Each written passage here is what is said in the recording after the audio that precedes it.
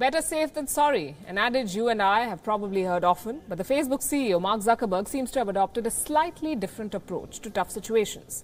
It's more of a better sorry and more sorry style. That's what the number of times he's apologized over the past few days seems to indicate. But to borrow from Justin Bieber, we wonder, is it too late now to say sorry? Users are upset with Facebook. Over the years, the company has failed to protect their data. And every time the social networking giant is slammed for mishandling personal information, its founder and CEO Mark Zuckerberg issues a fresh apology. He did so again in a written testimony to the American Congress. Well, we don't know how many apologies Zuckerberg has in store for users and lawmakers, but we definitely have a list of apologies he has issued so far. From the earliest to the most recent, in which he acknowledges mistakes and promises to do better, but to no avail. It was in 2006 when Facebook started aggregating posts from each member's friends into a new feature called Newsfeed. It was not a major privacy issue, but agitated many users. This is how Zuckerberg said sorry, and I quote, "We really messed this one up. When we launched Newsfeed and Minifeed, we were trying to provide you with a stream of information about your social world. We didn't build in the proper privacy controls right away." But just a year later, Facebook irked users yet again. In 2007, Facebook introduced a feature named Beacon that told a user's friends what they just bought, unless they blocked the disclosure of each purchase. It took Facebook several days to recognize it had a problem and quell the outcry. This time, Zuckerberg apologized, saying, "We have made a lot of mistakes building this feature, but we have made even more with how we have handled them. We simply did a bad job with this release and I apologize for it. Instead of acting quickly, we took too long to decide on the right solution. I'm not proud of the way we have handled the situation, and I know we can do better." Then in 2009, Facebook changed its terms of service and its users reacted with suspicion. Zuckerberg knew what would work, a promise to fix, an assurance to do better. He said sorry yet again. We are at an interesting point in the development of the open online world where these issues are being worked out.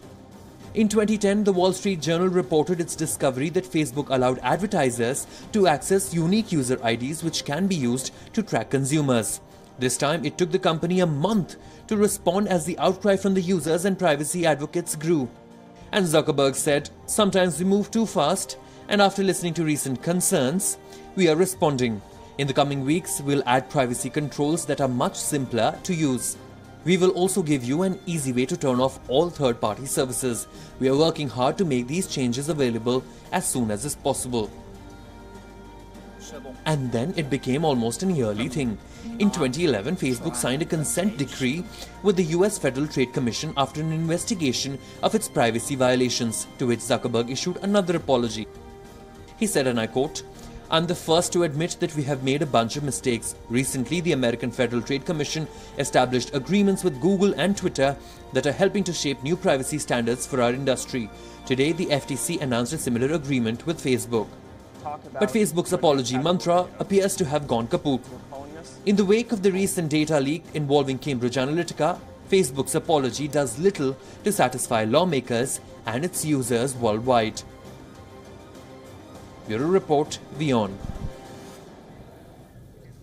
By Mark Zuckerberg's own admission, Facebook is more like a government than a multinational company. The Facebook community itself has 2 billion people around the world. The company at large serves many more customers through the other platforms that they own, like WhatsApp and Instagram. Facebook has become so powerful today that it looks like a sovereign state in itself. It has the power to influence the habits, opinions, and decisions of its users. Zuckerberg helms affairs at Facebook. He holds the final decision-making power and the buck stops with him. The present setup placed a lot of power in one individual's hands. But is anyone keeping a check on that power? Mark Zuckerberg is the chair, he's the chief executive officer and the controlling shareholder of Facebook.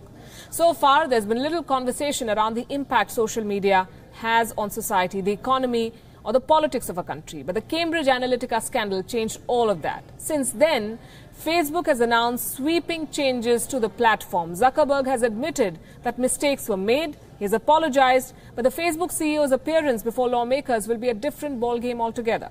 Zuckerberg is expected to be grilled on Facebook's core business model and how user data is being used to monetize this platform.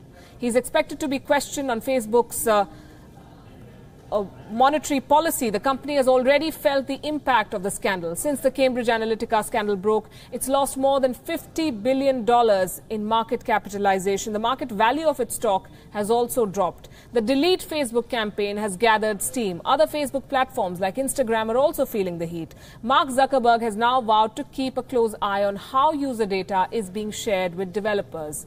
We ask, did he not know that before? That's where the dilemma also lies. While Facebook now faces the challenge of winning back the trust of its users, it still depends on the same business model where user activity and data is used to make money, to make this platform viable. Marrying these two is perhaps the biggest challenge facing Mark Zuckerberg right now.